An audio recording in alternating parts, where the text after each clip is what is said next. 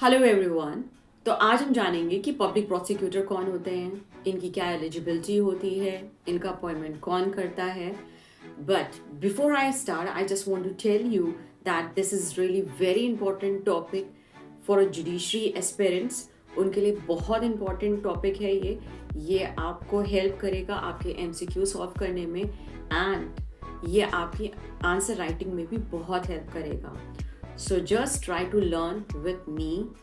Keep these important points in your mind at this time only, okay? अगर आपको लगता है कि कोई पॉइंट मिस हो गया है तो ये वीडियो आप दोबारा से देख लीजिएगा, क्योंकि ये आपको बहुत हेल्प करेगा। तो चलिए, जो बहुत इंपॉर्टेंट पॉइंट्स हैं उनको डिस्कस कर लेते हैं। तो सबसे पहली बात, अगर कोई भी हीनियस क्राइम होता है, जैसे कि आपका रेप हो गया, मर्डर हो गया, तो ये केसेस जो होते हैं वो इंडिविजुअल पर्सन के अगेंस्ट नहीं माने जाते हैं, क्योंकि वो इंडिविजुअल पर्सन को तो इफेक्ट कर ही रहा है। जिसका मर्डर हुआ है उसको तो इफेक्ट कर ही रहा है, लेकिन उसके साथ साथ ये सोसाइटी को भी इफेक्ट करता है।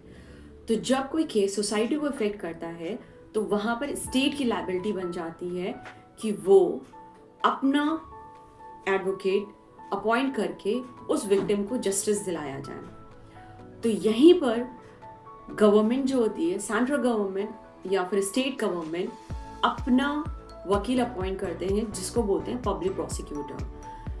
तो इनका जो अपॉइंटमेंट होता है, they are appointed by the central government और the state government with the consultation of the high court. और इसमें हाई कोर्ट की कंसल्टेशन लेना बहुत ज़रूरी हो जाता है। यह वहीं अगर हम बात करेंगे दिल्ली की, तो वहाँ पर सिर्फ और सिर्फ सेंट्रल गवर्नमेंट अपॉइंट करती है। स्टेट गवर्नमेंट का कोई रोल वैसे भी नहीं होता है और इसके अपॉइंटमेंट में भी कोई रोल नहीं होता है। अदर स्टेट्स की मैंने आपको पहले ही बताया कि सेंट्रल गवर्नमेंट और state government with the consultation of the high court करती है। But when it comes to Delhi, the central government after the consultation with the high court में अपॉइंट अ पब्लिक प्रोसिक्यूटर।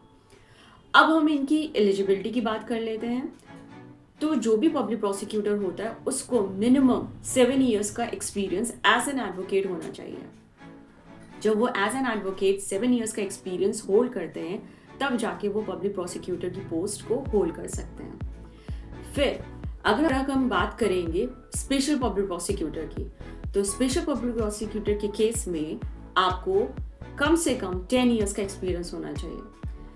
जब हम स्पेशल की नहीं बात कर रहे हैं तब 7 इयर्स का एक्सपीरियंस चाहिए, लेकिन when it comes to special public prosecutor तो वहाँ पर 10 years as an advocate practice आपका होना बहुत ज़रूरी है। फिर अगर हम इनके पैनल की बात करें कि इनके पैनल को कौन प्रिपेयर करता है, तो मैं आपको बता दूं, district magistrate after the consultation with the court of session prepare a panel. तो जो मेन पॉइंट्स थे वो मैंने आपको सारे बता दिए हैं।